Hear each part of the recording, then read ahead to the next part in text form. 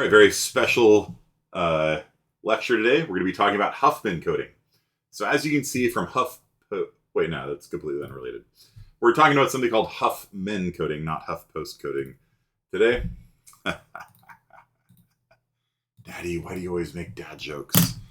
We're going to be doing Huffman coding today. And so this is a provably optimal with several asterisks qualifying that statement. It's a provably optimal file compression system or network compression system. So if you've got a file, let's say this is Hamlet, and you want to send it across the network, the faster the better, right? Like very few people have fiber optic cables, which is kind of the point at which I go, okay, my network's fast enough. Right, I've got a fairly decent cable modem here. I'm paying for basically the most expensive cable modem, that Comcast, woe betide those who bless the name of Comcast, sells, and it's still not fast. You know what I mean? Like fiber optic, 10 gig, up, down, symmetric. That's kind of the point at which I'm like, all right, it's fast enough. Until then, nah, I always need more network speed, lower latency, more bandwidth, until you hit just like pure fiber optic to the home. Okay. So if I'm trying to send a Hamlet over to my friend Scott, right? So some of you guys met Scott at the Computer History Museum on Saturday. He works at Microsoft. He's got fiber optic in his house. So, the bottleneck in me transmitting something to him is on my end with my, stupid asymmetric, Comcast cable modem. So if anything I can do to cut down on the size of Hamlet will speed up the transmission that I can make between me and Scott. You guys understand? Although if you look at the image here, it's Hamlet transmitting to Scott, but whatever. So Huffman coding is a great example of using multiple data structures. Okay, so Huffman coding is going to use a trie, and it's going to use a priority queue. Do you guys know the other name of a prio queue that we've learned? What's the name of a priority queue? The official name, or one of the official names. Like we get a pile of dirt, you put it into a heap. Very good. Okay. So now that we're coming kind of close to the end of CSI 41 data structures, we're moving. Yeah, very good. We're moving beyond just like learning a data structure, and I'm trying to expand your minds a little bit. That in reality, when you use data structures, you're not really writing a data structure so much anymore these days. You take this data structure and this data structure, you click them together and use it to make something really cool. So Huffman coding uses a trie, which is what we talked about on Friday, and a priority queue to do file compression, network compression, shrink the size of a text file down. Now, are you guys familiar with ASCII, the American Standard something information interchange, American Standard Code for Information Interchange? There we go. Are you guys familiar with the term ASCII? Have you seen ASCII before? Did you do histogramming in CSI 40? Yes? Good. You've seen The Martian. In The Martian, Matt Damon's character, or I don't remember the name of the guy in the book. Whatever, Matt Damon. He uses ASCII to send a message to NASA after his communications get severed. He finds essentially this table in a book or something, and inside of his Mars base, and uses it to transmit messages back home. So ASCII is full of kind of useless stuff, at least from our perspective. So the null character we use, so 0. So ASCII, you send 1 byte at a time. Now ASCII only uses 7 bits out of the 8 bits in the byte. So you can see ASCII only goes up to 127. So that last bit isn't used by default if you're just transmitting something to somebody in ASCII. You're just kind of wasting 1/8 of all of the data that you send. And we can talk more about that in a second, but even more of ASCII is kind of wasted. Like we never use sauce to none of that. We use Bell kind of like Just to be funny, I'll make my computer beep sometimes, but no. Backspace, sure. Tab, new line, /n. You guys all know that one. That one's important. Vertical tab, form feed, carriage return. Now, this is actually an interesting bit of trivia. DOS and MS-DOS, Windows, Microsoft has a different text file format. You're like, what text file? Isn't it all just ASCII? Yeah, DOS and Unix have different text file formats. And so if you open up a DOS text file on Unix, it is both a new line and a carriage return. It's a carriage return line feed. So there's actually 2 characters to indicate go to the next line instead of 1 on Unix. So if you look at a printer, a line feed means take the printer. We saw this at the Computer History Museum, a big line printer. It prints a whole line. Then the line feed clicks the dial 1 notch to scroll the paper up. But that doesn't return the carriage back to the beginning.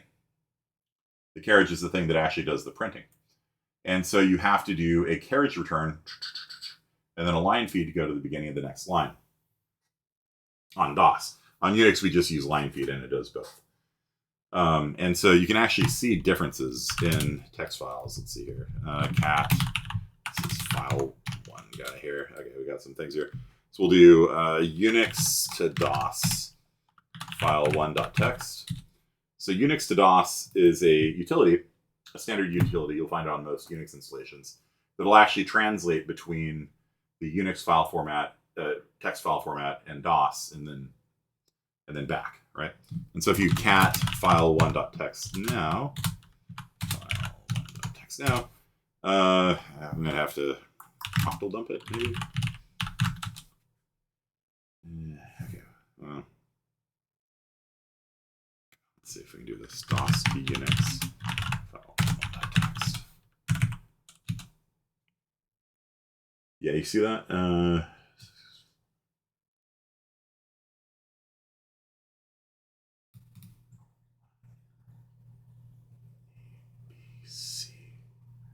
Yeah. That's a Unix utility. Yeah, but anyhow, you see how like the DOS file has like extra bytes in it? Those are all the carriage return line feeds, right? A lot of the utilities will just ignore it. And so like if you convert it back into DOS and you open it up in Vim, like it hides it, like because there's been so many problems with interoperability between DOS and Unix over the years, it'll just be like, eh. Down here though, you see how it says it's in DOS file format. So it recognizes the fact that it's got a carriage return line feed, but cat is ignoring it. Another way, man, octal dump.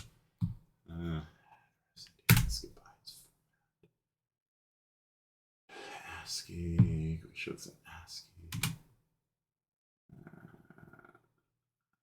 Printable characters.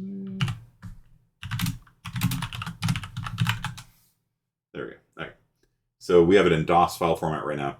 So you can see the file contains 1 ABC2, then return. And you can see here it's 1 ABC2, carriage return line feed. Whereas if we put it into Unix file format,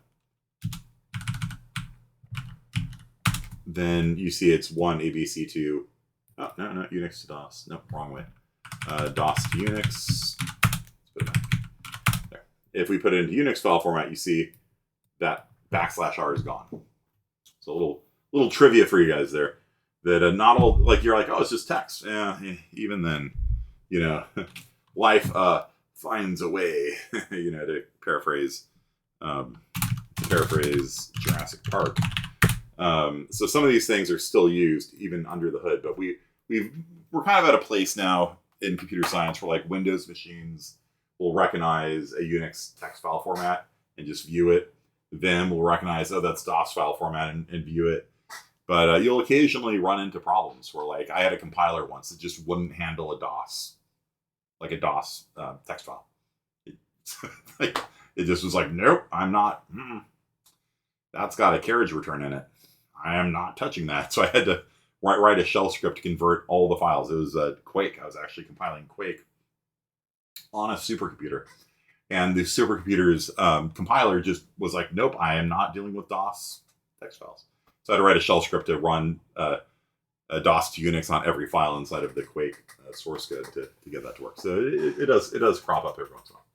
Okay, so anyway, the point is about Unix. About ASCII rather, is that there's actually a lot of things in here. Shift out, shift in. We don't use any of these things. Let's be honest. None of these things are used until you get down to space. So in the first 32, there's like maybe 5 or 6 characters that are actually used. There's a lot of wasted space inside of ASCII, which is a problem because ASCII is the common subset of basically every character encoding scheme on the internet, with the exception of Unicode 16. ASCII, if you send an ASCII file over the internet and they're expecting it in UTF-8, Unicode, it'll display because UTF-8 is backwards compatible with ASCII. So you guys love your emojis and things like that. Like there's the boba emoji, bubble tea emoji. There we go. For whatever reason, some people consider the word boba to be offensive, which is nonsense. It's literally boba night cha in Chinese. There you go, little boba emoji there. So Unicode nowadays, there's different Unicode formats. You don't need to worry about any of them, unless you do Windows development, in which case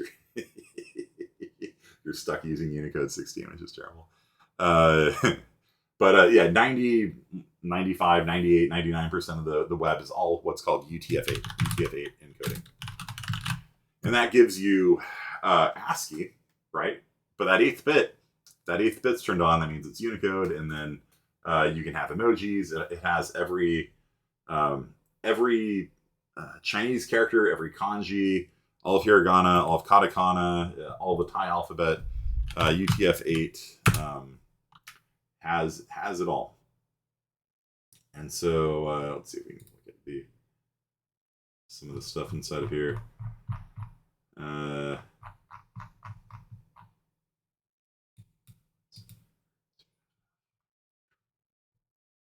Space, yeah, you see, they're just called control here. Space, capital letter A, capital letter L, so on and so forth. And then let's see here, UTF-8 reference. Let's see if we can find a. Yes, okay. So here you can see 0 to 127 is ASCII, right? And then beyond that, you get into all these different options and stuff like that. So box drawings, you'll have these lines, so you can draw like TUIs, like text user interfaces, and things like that. So you can have horizontal lines, vertical lines, draw boxes, dashed lines, different widths, things like that. So Unicode is full of symbols like that.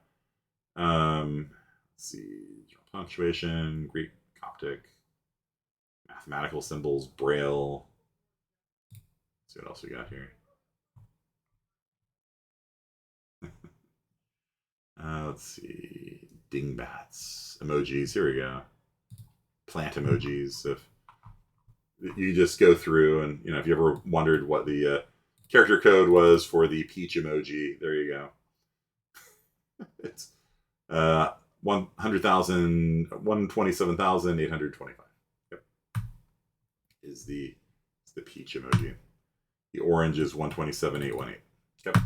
And so the point here, when we're coming to this, is that so that's what the UTF-8 is in the bottom of Notepad. Yeah, so Windows has very slowly crawled into the modern era. This is UTF-8 encoded right here.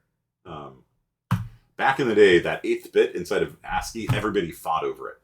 And so if you go to France, France would use that 8th bit. Because remember, ASCII is only the first 7 out of a character. And everybody just wanted to transmit one character at a time for one letter at a time. And so each country, if you want an umlaut or if you want a accent grave or a circumflex or whatever, each country had its own 8th bit that they would do things with it. Whereas countries like China had to use 16-bit encoding because there's too many Chinese characters, right, to fit into just 8 bits. But Windows only handled ASCII for Windows Notepad, I should say, only handled ASCII for a long time, and they've slowly been dragged kicking and screaming into the modern era. So the question is, if you've got Hamlet, right? Let's say you've got Vim, public, shaky, speary, Hamlet. let's see, it's under tragedies, probably Hamlet. There you go. If you got Hamlet here, how can you compress this file so that it's smaller? And the key observation, so if you guys have zoned out, pay attention, because this is a key observation. The key observation is some letters in English appear more often than others. And the ones that appear the most often, you want to use the fewest bits. So if you could use like 2 or 3 bits for letters like E and S and T, you know, the ones that happen very commonly, and you can use more bits, like maybe 8 bits or 9 bits for letters like Z and Q and J, which doesn't come up very, very often somehow. Although, you know, here's a J right here, which is the Majesty of buried Denmark.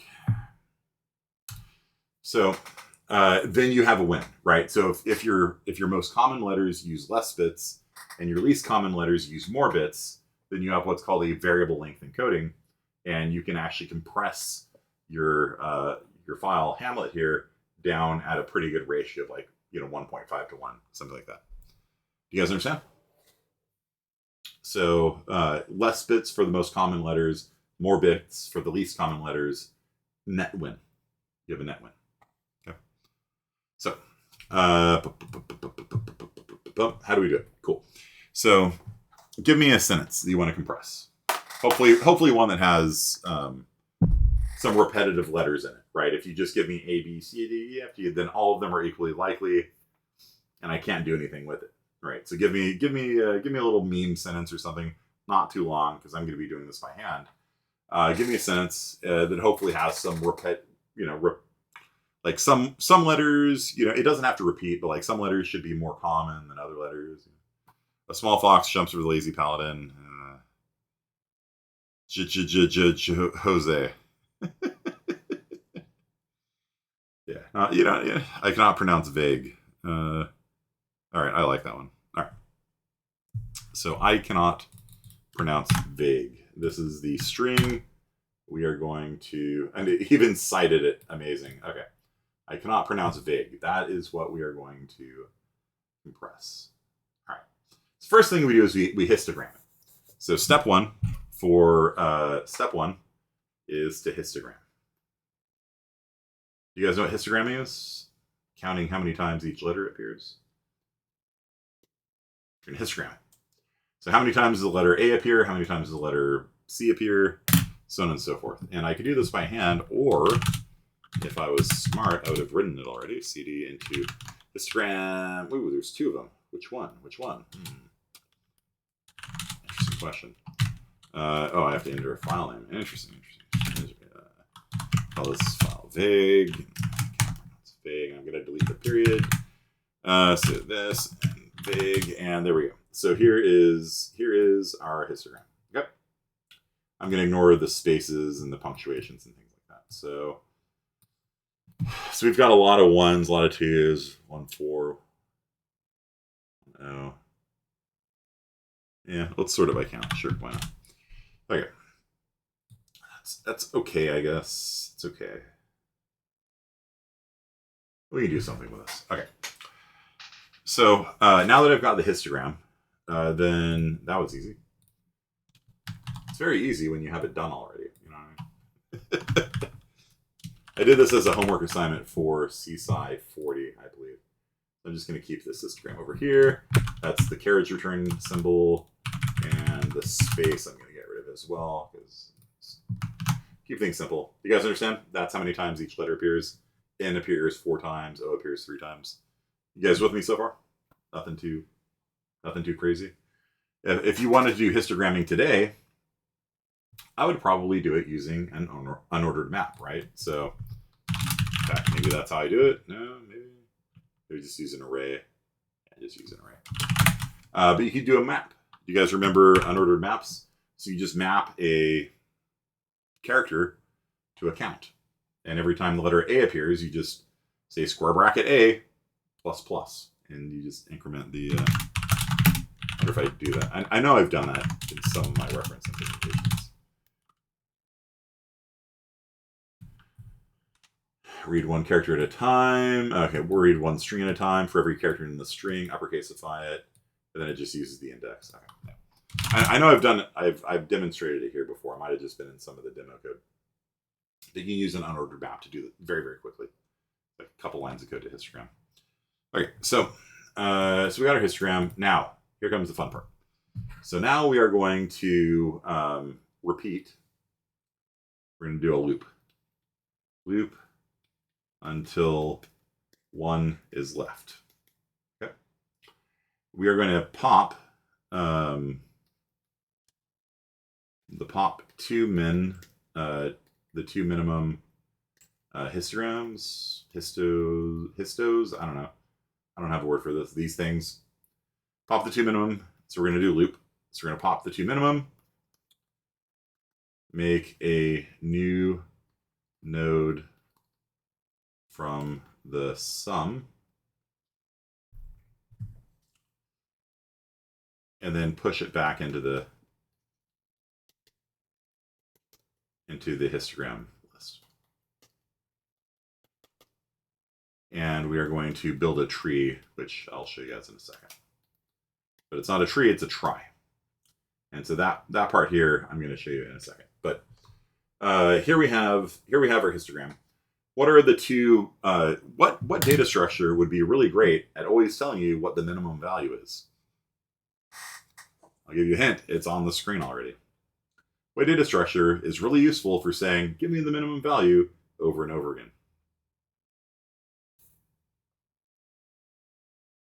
What kind of heap? A max heap or a min heap?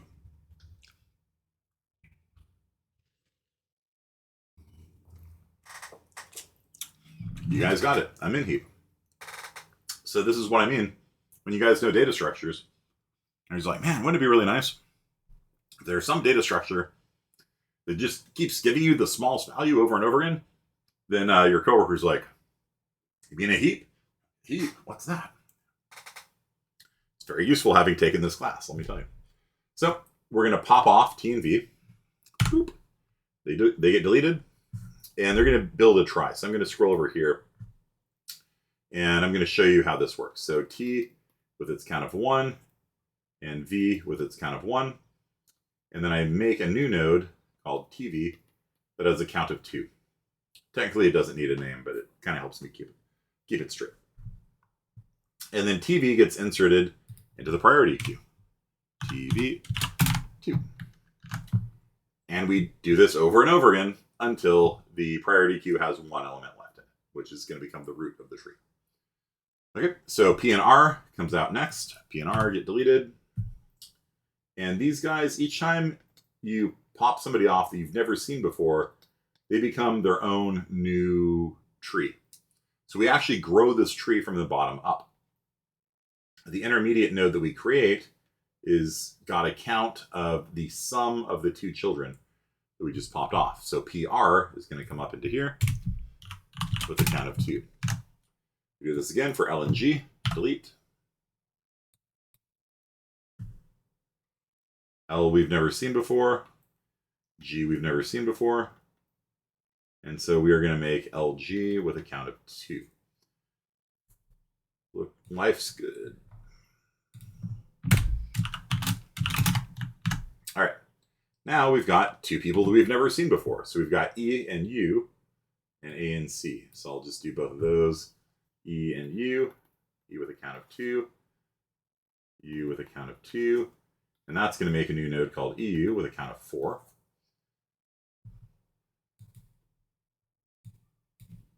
And then the 4 is going to come to the very back of the European Union right there. Okay. I don't know why I'm capitalizing them all of a sudden. Maybe the new guys are going to be capitalized. Keep them separate. Doesn't really matter. And then we've got A and C. Armor class is going to come off here, and we're going to get armor class added up here. Order doesn't really matter. AC is 4. Comes from A of 2. C of 2. Now we're going to get to the good part, which is when we start merging nodes that already exist. So we're going to pop off PR and TV. Now, because these guys already exist, we don't create a new node for them.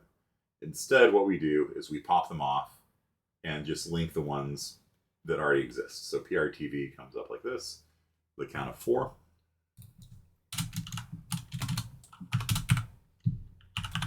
That is correct, Wilford. PRTV 4. And then we've got LG and we got LG and O. Okay. So LG already exists, but O does not. So we have to put O on the map with a count of 3. Just going to try and squeeze it in here. O with a count of 3. I'm going to squeeze in there. And this is going to become LGO with a count of 5.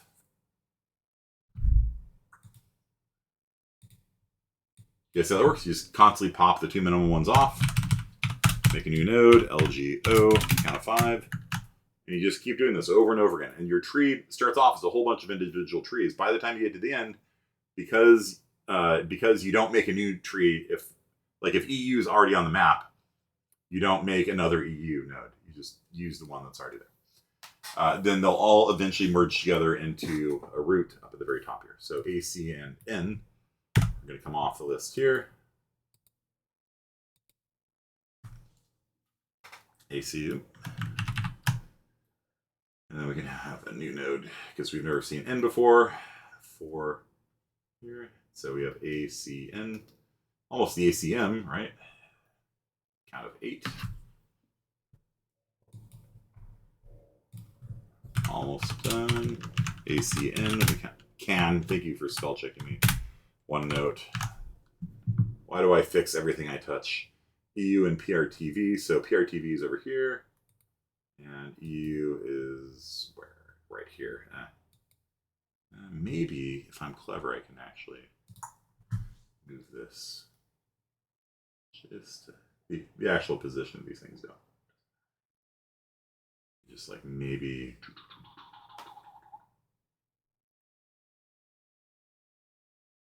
See if there's enough room over here for it. Sure, good enough. Okay, so I'm going to merge together EU and PRTV. Make EU, and it doesn't matter what order they're in. They technically don't have any names at all. I just do this so I can find it. EU and PRTV is then going to be added to the end. Size of 8. And then we've got LGO and ACN. Just going to create a 13 mega group, super group. I'm just going to call the LGO ACN supergroup with a count of 13. Because what that 13 means is that if you go down, look at all the leaves. If you add up all the leaves, you got 1, 2, 3, 4, 5, 6, 7, 8, 9, and 13. Right? So the total count of everything in this tree is 13. This guy here, the LGO Association, represents 13 letters in their union negotiations. And then the very last thing we have is the ACN LGO, get deleted. And, well, we're just going to merge all these guys off. And then we're done. So this is just going to become the root, the count of 21. So this is everything. Okay. So this is the construct try step. Okay. So this is step 1 is histogramming. Step 2, you build this try here. And step 3, we are going to do something cool. We're going to create a binary string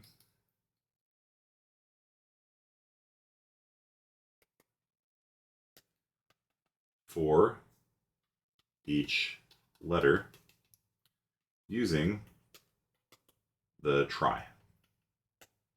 Okay. So what the hell does that mean? A try, if you guys remember a try is a binary tree. In this case, it's a binary tree. Tries don't have to be binary. A try is a tree where the position of where you are in the tree is your value. So this E person here is at position. If 0 means go left and 1 means go right, how many times have we gone left to get to E right here? What do you guys see?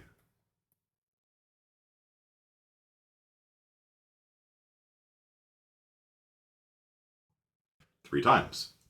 And so every time we see, and we're going to create a little dictionary here. Let's see. Did I find it? All right. E is going to be 0, 0, 0. It's bigger, maybe. Okay.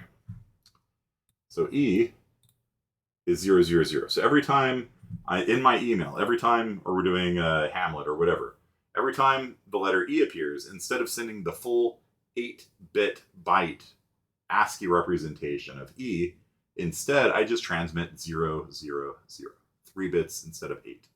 Okay. What about for V? Is that V? Can I read my own handwriting? Maybe. Maybe that's V. I don't know. Maybe that's U? It's a U. Okay. So U, I went left, left, right. So what string is U, everybody? Very good, Jarek. U, it's on top of the ball there. U is 001. Perfect. So every time I'm emailing somebody and a letter U appears, instead of sending 8 bits, I send 3. I send 001. And then over here we've got T. So T is left, right, left, left. So T is left, right, left, left. V is left, right, left, right. P is left, right, right, left. R is left, right, right, right. You guys understand how I'm doing this? This is what your quiz is going to be on for today. So I'm going to give you a try, and you're going to have to tell me what the character encoding is for a letter. There is no 002. There is a 007, but that's different. So this is binary because it's a binary try. You can only go left or you can go right. So so E, U, T. I should probably write these down. So T is 0100. Pull this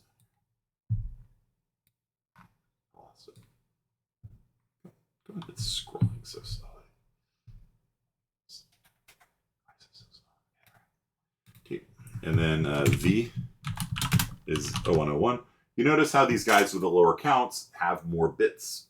So T and V only appear once in the original phrase, so they're encoded using 4 bits instead of 3. Now, if we had somebody who was really, really popular, like E, like in the Jose, there's like 13 J's in a row, then J would be like 0. So if you get 0, that's a J.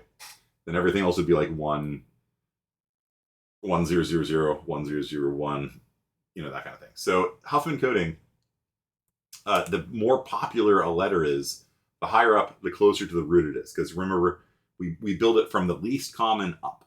And so the least common people are going to be the furthest away from our Lord and Savior, the root. Okay? It is distant from that heavenly glory. But if you had a character that was like 99% of all the characters were it might just be like 0. And it'd be right next to the root. Then everybody else would be on the right tree. It just depends on the frequency, the frequency balance of the characters. Okay, so V is 0101, P is 0110, R is 0111. And then coming over to the right-hand side, these are everybody that is hanging off the right side of the tree. Let's see if you guys can figure this out. Be good practice for your quiz. So go right, then we go left, and then what is O? What is the character encoding for O? O is this guy right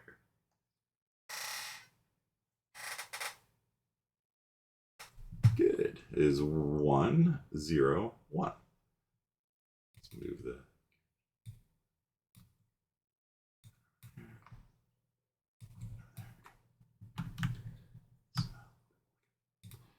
So O is 101. What is L? What is this guy here? So we go right, left, left, left. This guy is 1, 0, 0, 0. All right, Sabrina, you here? You ready to do the next one?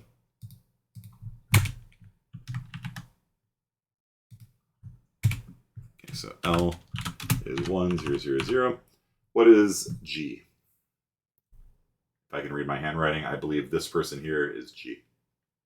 So what does G encode to? To the right. What is the bit coding for G? Good. 1001. 1001.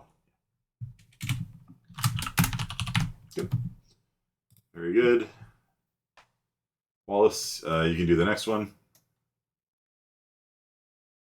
which is going to be A.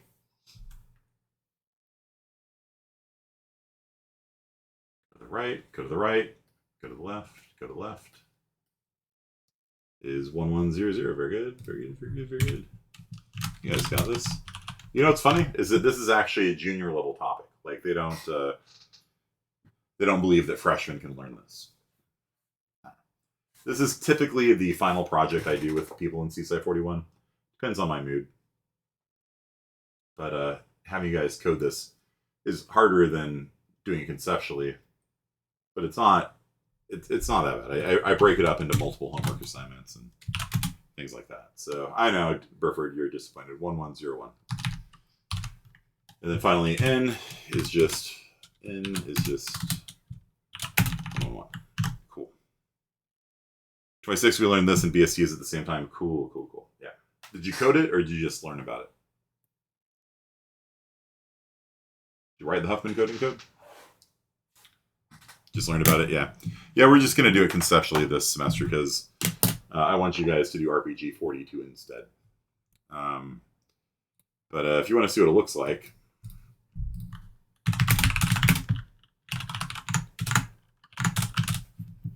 so if we do this, where's Hamlet? Where is he?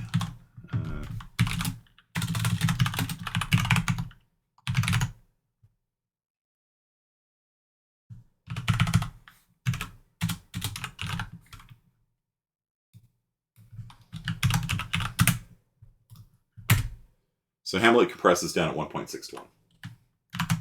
So basically the dictionary, and that counts the dictionary because you have to generate a dictionary to say what all the bit encodings are. So if you look at this, you see the letter E compresses down to 0.000000001. Like, man, that's a lot of bits for like E, but that's not E, that's capital E, right? You got lowercase e also somewhere in here. There you go. Lowercase e, which is a very common letter, only takes 4 bits. So instead of spending 8 bits to encode a lowercase e, you spend 4. A is also 4 bits. Other common letters would be like T with 4, S with 5. Q, though, who cares about Q? You know, how many bits is that? 2, 3, 4, 5, 6, 7, 8, 9, 10, 11. 11 bits for Q, but Q comes up so infrequently, it's a net win. Okay? And even having to send, and Z, you can see Z sucks, J sucks, you know. Brackets probably don't show up that often in Hamlet. But space is very common, right? And so space only takes 2 bits. Only 2 bits to do a space. So all those spaces, you get a 4-to-1 compression ratio, right? Because you're sending 2 bits instead of 8. Yep. So that's Huffman coding, okay? The code for it, basically, that sort of algorithm we just did there, where you pop 2, push 1, is very similar to like RPN, right?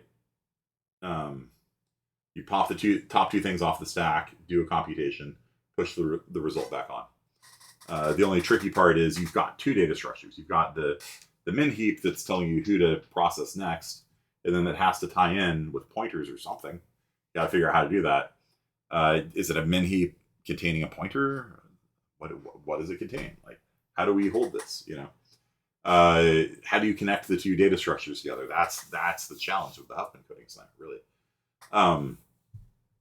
And so the priority queue tells you, okay, the next up is T, next up is U, and then you use your binary tree skills and you build a tree. So you create a new node, the left child points at the left guy, the right child points at the right guy. The new node then gets inserted back into the priority queue, and you just repeat until the priority queue has 1 element left. So that last element is the root. And then all the pointers are pointed at everything. You got your root pointer, and then you can recursively traverse down the tree and give each one of these nodes its binary encoding. Every time you go left recursively, you append a 0 to the string. Every time you go right, you append a 1 to the string. When you get to a leaf node, whatever the string is, that's the value, and you're done. I give for that assignment, I give you the code that actually does the binary writing, because you guys probably don't know actually how to write bits to a file instead of bytes to a file. So I give that to you. And so let's encode a letter. Let's encode. Yeah, I mean this tree here. Let's see if there's any other Coriolanus dictionary file. Let's see, yeah, it's pretty big. It's a pretty big tree. Yeah. And then this is what it looks like when you encode it. It's bits. It's not ASCII encoded anymore. It's binary. Yeah. And so if you like octal dump it, binary.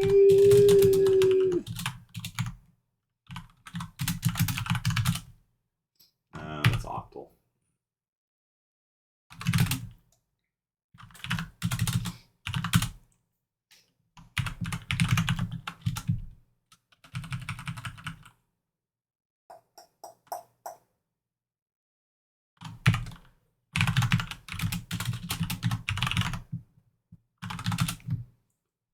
Is in hex.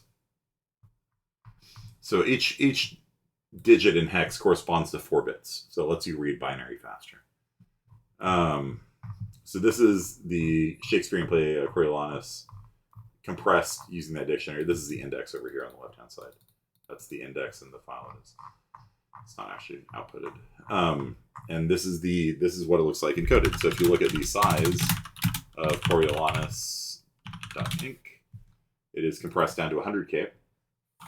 Whereas if you look at the tragedies Coriolanus, it is 168K uncompressed. Now the dictionary file itself takes up a little bit of room, and I could probably compress the dictionary file actually better than this, but I want the dictionary file human readable. It's not that big in any event. So all told, we dropped from 170, let's say, to 103. It's like 70% savings. No? Math. Actually, I can just run it.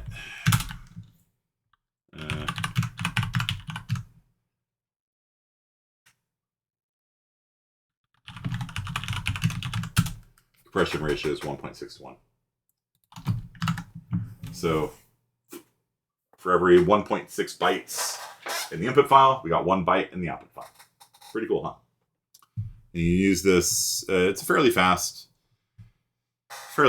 implementation. It's every time you insert and pop off the min heap, it's a login operation. Login's super fast.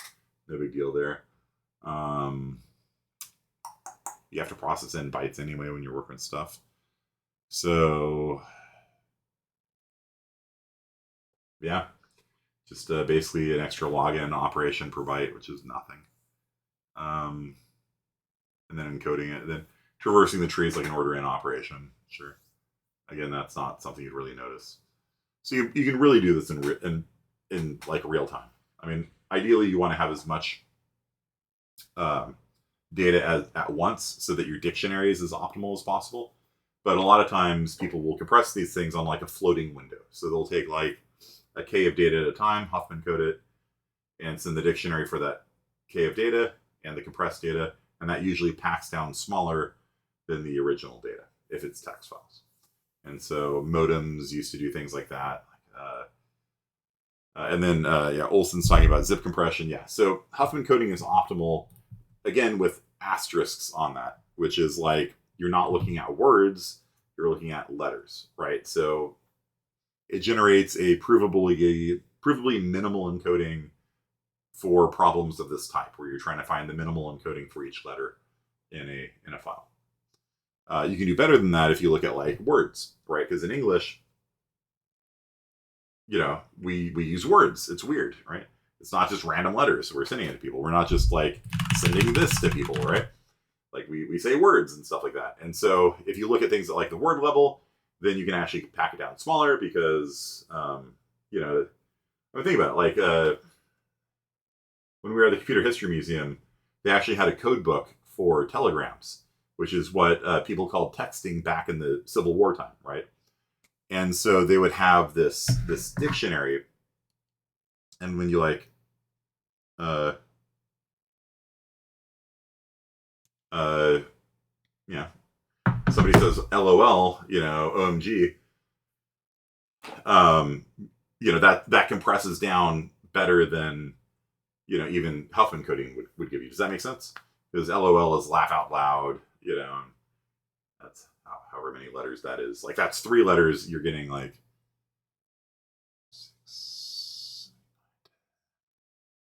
14, you're compressing like 14 down to 3. You know what I mean? Like if you're working at like the higher level, you can do much better compression than that. But yeah, like I was saying, at the Computer History Museum, they actually had a book of like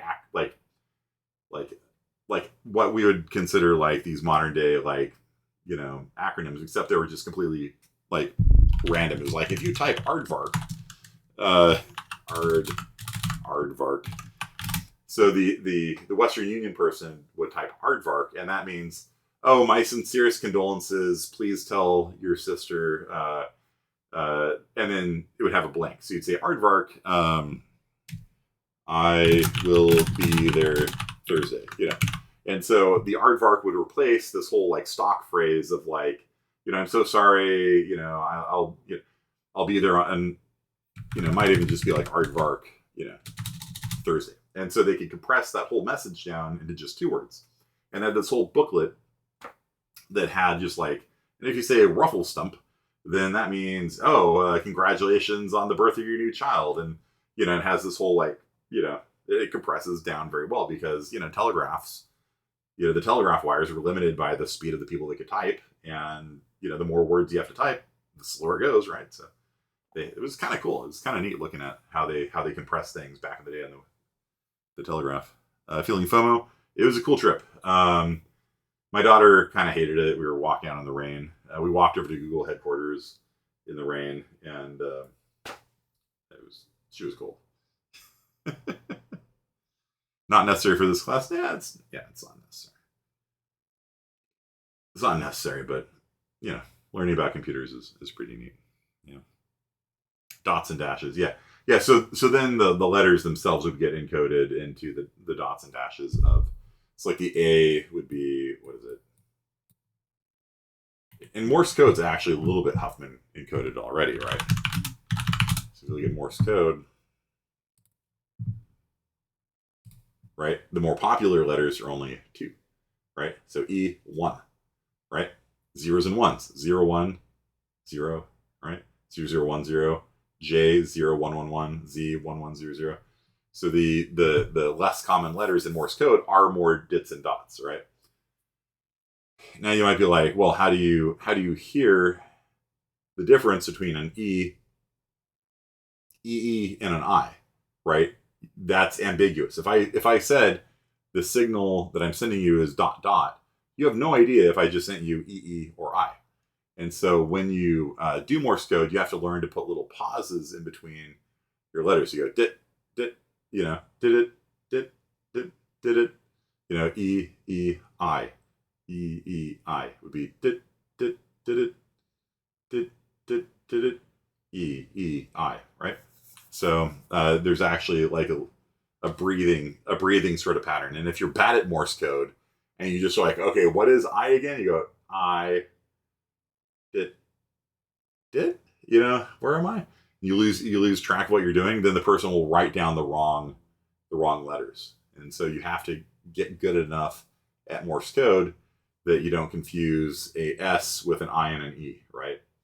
Dit. That I would write that down as IE, right, on my Morse code test. I am a licensed ham radio operator. I had to pass my Morse code tests and everything. It's a tonal language, yeah. It's got like moras or something, like a rhythm to it.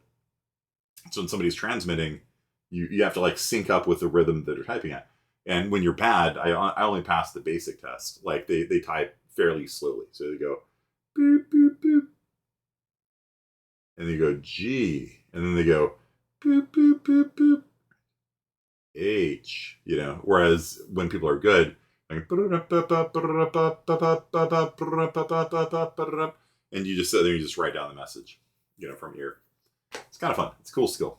I didn't think that I'd be able to do it. Like, it's one of those things, like I'll occasionally just challenge myself to do things just because I think I can't do them normally, like learning Chinese and learning Japanese.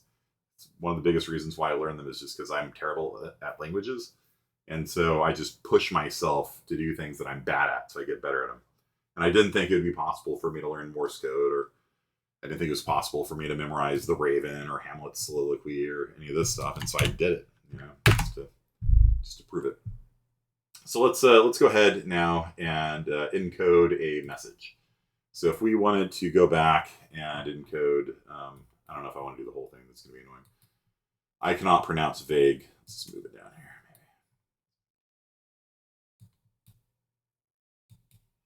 So I was going to write, I cannot pronounce vague, and I can take off the Discord. I'm going to take off the period 2. It's a little bit bigger.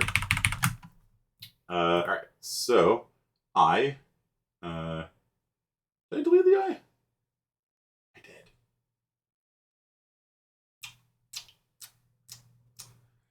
Because I heard of the capital I. Yeah. Huh. Well, let's change the message to cannot pronounce vague. So I got rid of the capital letter.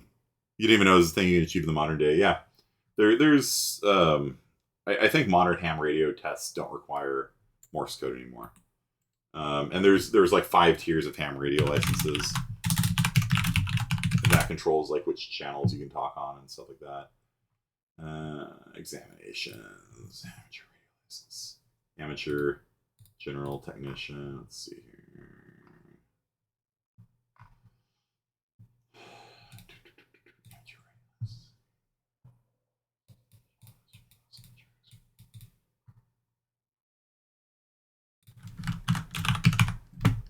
End of the Morse code requirement, 2003. They changed it so each country could determine whether or not you had to send and receive Morse. The effect of it was to eliminate the international requirement that you demonstrate Morse code proficiency in order to qualify for an amateur radio license. With that change, in 2006, they intended to adopt rule changes which would eliminate it for amateur operator licenses. Yep. So, and since then, a lot more people have applied because people just thought they couldn't do Morse code. But as it turns out, it just, you know, takes a little time. Takes a little time to learn it. And then, I don't know, it's kind of a cool feeling. Like when you just hear, he's like, news report, you know, breaking news, Zeppelin, the Hindenburg has crashed, you know. You feel like you're like in one of those old black and white movies or newsreels or whatever. And we're kind of doing the same thing here, right? 000, da da da da da da da da da, you know. Okay, so here we go. Let's translate cannot produce vague into binary. So cannot is 1101. That's the C. I'm going to put a space between them so you guys can see what I'm doing. In reality, it's just 1101, right?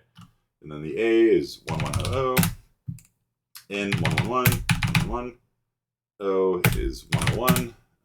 T is 0100. You guys see that? That is the word cannot. Make sense? So the C is 1101, right? So without spaces, you would just send 1101, 110, 111, 111, 101, 011, right? And so you might be like, well, how do you know? Like it could be like in Morse code, there's a pause, you know, that tells you if 00 is EE or I. How do you do it here? And the really cool thing, one of the cool things about Huffman coding is that there's never any ambiguity when you're deciphering. There's never ambiguity. It will always parse to a specific set of letters. There's never any vagueness. And the reason for that is because the leaves are all like the actual letters are all in the leaves, let's say. So the letter N is here. That's not actually a letter. That's not actually a letter. And the root's not a letter. So it can't be ambiguous. The only way it could be ambiguous for 111 would be if there was just a letter corresponding to 1 or a letter corresponding to 1, 1. If this corresponded to like E, then we wouldn't know if N was a E followed by another 1 or what. But because the leaves are the only places where you actually will encode a letter, none of the tree above it actually will encode to a letter, so there's never any ambiguity. The only thing you have to be careful about is that you have to start at the beginning of the tree every time. We'll do decoding in a second. So that's cannot, and then we'll do pronounce. 0110, 0111, 101. If you have any questions about what I'm doing, just ask. One. Flashbacks from my U N C E cannot pronounce V A G U E. Okay. That is cannot pronounce vague. Preferred hazard, I think. Something like that, yeah. Okay, so no, that's something else. Oh, you gave me a secret message. Okay, let me put it up here. And this is great because now we can practice deciphering. Okay. Instead of enciphering, we're going to decipher this.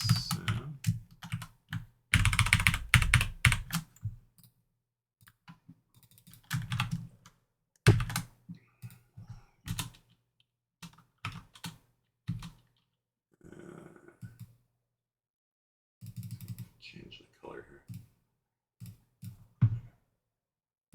So Burford has given us a secret message. Okay. And so we are going to learn how to decode a Huffman encrypted message. Okay. So he has sent us this message over the telegraph system. So when we decipher, every time we start at the root, and if we get a 1, we go to the right. If we get a 0, we go to the left. And we keep doing that until, and he gave me spaces, which is really nice. But in reality, there's no spaces. Okay. You keep going until you hit a leaf. All right, so we got 1101. So we're going to go to the right. 1101. That is a C, I believe. So that is the letter C. Then we got 1101, 1100. That is an A. 111 is N. Can, okay. 001 is a U. Can you 0110? Can you R? 1100. Can you Ra?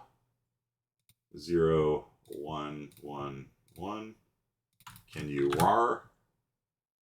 0100. Can you RART? Can you RART? 000.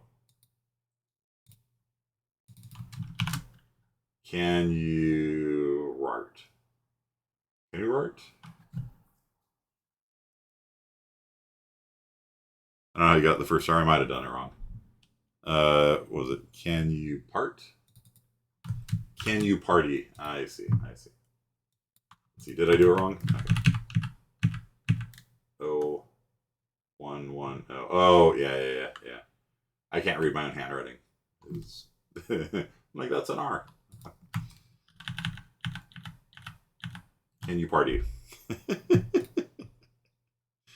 Nice. So that's what you guys have to do for homework today. Okay, so I'll give you a working Huffman tree like this, and then you decode some zeros and ones, or you encode a message using the dictionary. Kind of cool. You guys like it? And it gives you pretty good compression, optimal compression under certain asterisk, exemptions and things like that. But under certain circumstances, you can consider it optimal. Downside, if you ever lose a bit, you're toast because then everything's screwed up. You know, you delete a one, like just it's gone. Like nothing will translate after that. Whereas with ASCII, if you lose a character or a character gets corrupted, then just move on to the next one. With Huffman coding, you have to have a guaranteed, reliable transmission stream for bits. All right, so you guys got the rest of the day to work on your Gilded Rose assignment. So that is due on Friday. Make sure you get cracking on that right now. I'm gonna go put up the quiz for Huffman coding. I hope you guys enjoyed that. It's kind of fun stuff. All right, I'll see you guys on the flip side.